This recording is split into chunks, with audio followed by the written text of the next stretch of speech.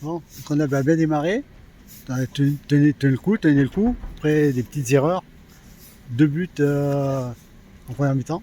Bon, Claudia qui revient un petit peu à réduire le score avant la pause. Donc, puis à la fin, une défaite. Donc, comment as-tu vu le match? Déjà, on a fait vraiment un faux pas parce que c'était un match qu'il ne fallait pas du tout perdre. Et, et l'équipe adverse a mieux commencé le match que nous, sincèrement. On était tout le temps en retard sur les actions, dans les intentions défensivement, et ça manquait vraiment pas mal de choses. L'intensité, l'agressivité. On a senti sur le banc, on sentait tout de suite comme quoi elles avaient plus envie que nous. Et ça a provoqué les buts. Voilà, ça a été sur ces détails. Après, en premier mi-temps, ça a été équilibré. Elles ont été vraiment efficaces. Les occasions qu'elles ont eues, elles l'ont mis. Donc on part en mi-temps 2-1 quand même. On revient plus ou moins. Il y avait de l'espoir. Donc on essaie d'ajuster deux trois trucs. On sort avec une autre image, un peu plus d'intensité, avec une petite dynamisation avec le ballon et on sort avec notre intensité.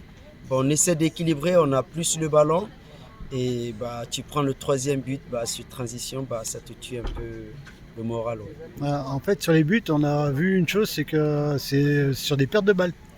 Oui, Sur des oui, pertes de balles, effectivement. et voilà. Donc, sur le troisième Oui. but, un but là, bon, Julie apprécie une mauvaise trajectoire du ballon. Le ballon lui glisse entre les doigts. Oh, Donc, écoutez, le deuxième but, vraiment, c'est des erreurs individuelles qui peuvent arriver à tout moment. Mais en tout cas, le problème, c'est les deux buts. Le premier et le troisième. Donc, surtout le premier est sur une erreur, mais encore une fois, c'est des erreurs qui arrivent, qu'il faut vraiment qu'on a essayé de travailler durant toute la semaine pour éviter ces erreurs, et surtout dans la zone de sortie de balle. Mais bon, c'est le foot. Et ce que vraiment, là où l'aspect que je demanderais plus à mes joueurs, c'est vraiment l'attitude de défendre, l'envie de gagner. Et voilà, après les autres, sur les entraînements, on pourra avoir le temps de travailler là-dessus. Comment expliquez-vous ce manque d'envie en début de match?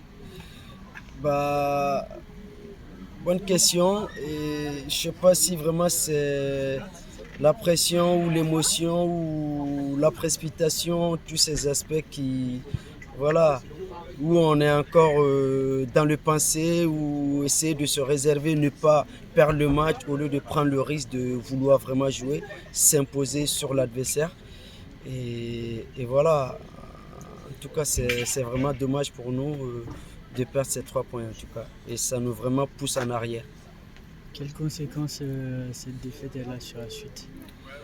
Les conséquences vont être que tu te compliques encore la situation, allonger encore la route, tu te détaches un peu des trois premiers. Et vraiment, c'est le plus grand conséquence. Tu commences à te trop détacher. 4 points, c'est pas énorme, mais c'est beaucoup. C'est beaucoup. Donc, il va falloir vraiment redoubler ou tripler même les efforts pour pouvoir réduire les écarts.